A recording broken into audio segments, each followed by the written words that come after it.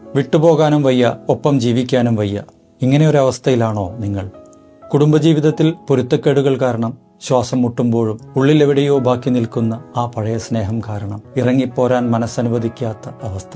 ഒരു വശത്ത് നിങ്ങളുടെ മനസ്സമാധാനം തകർക്കുന്ന യാഥാർത്ഥ്യം, മറുവശത്ത് വേർപിരിയാൻ സമ്മതിക്കാത്ത മനസ്സിന്റെ വികാരം. ഇങ്ങനെ രണ്ടു വഞ്ചികളിലുമായി കാലുവെച്ച് സ്വയം മുരുകിത്തീരുന്ന ഒരുപാട് പേർ നമുക്ക് ചുറ്റിലുമുണ്ട്.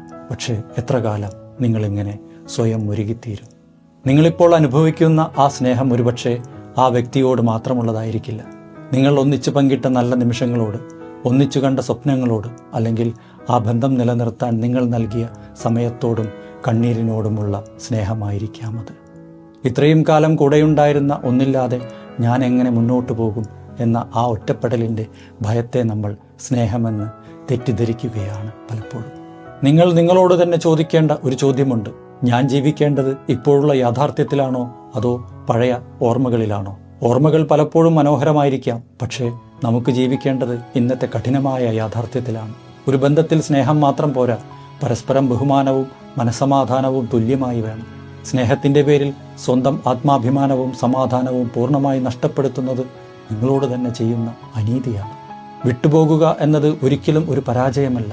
ചിലപ്പോഴൊക്കെ രണ്ടു മനുഷ്യർക്ക് പരസ്പര ബഹുമാനത്തോടെയും സന്തോഷത്തോടെയും ജീവിക്കാൻ ഒരേയൊരു വഴി വേർപിരിയൽ മാത്രമായിരിക്കാം. ഒരുമിച്ച് നിന്ന് ദിവസവും നരകിക്കുന്നതിനേക്കാൾ നല്ലത് പരസ്പരം നല്ലത് വരട്ടെ എന്ന് ആശംസിച്ച് സ്വന്തം വഴിയെ പോകുന്നതാണ്. തീരുമാനമെടുക്കാൻ മനസ്സ് അനുവദിക്കാത്തപ്പോൾ സ്വയം ഒരൽപ്പം സമയം നൽകുക. ഒരു കാര്യവും തിടുക്കത്തിൽ തീരുമാനിക്കേണ്ടതില്ല. പക്ഷേ ഓർക്കുക, ആർക്കു വേണ്ടിയും നിങ്ങളുടെ ജീവിതം ഒരു ചോദ്യചിഹ്നമാക്കി നിർത്തരുത്. നിങ്ങളുടെ സന്തോഷവും നിങ്ങളുടെ സമാധാനവുമാണ് ഏറ്റവും പ്രധാനം. ഹൃദയം കൊണ്ട് ചിന്തിക്കുന്നതിനൊപ്പം അല്പം ബുദ്ധി കൊണ്ടുകൂടി ഇവിടെ ചിന്തിക്കേണ്ടി വരും. ഒടുവിൽ നിങ്ങൾ എടുക്കുന്ന തീരുമാനം എന്തുതന്നെയായാലും അത് നിങ്ങളുടെ ജീവിതത്തിന് ഒരു പുതിയ വെളിച്ചവും സമാധാനവും നൽകട്ടെ. Thank you.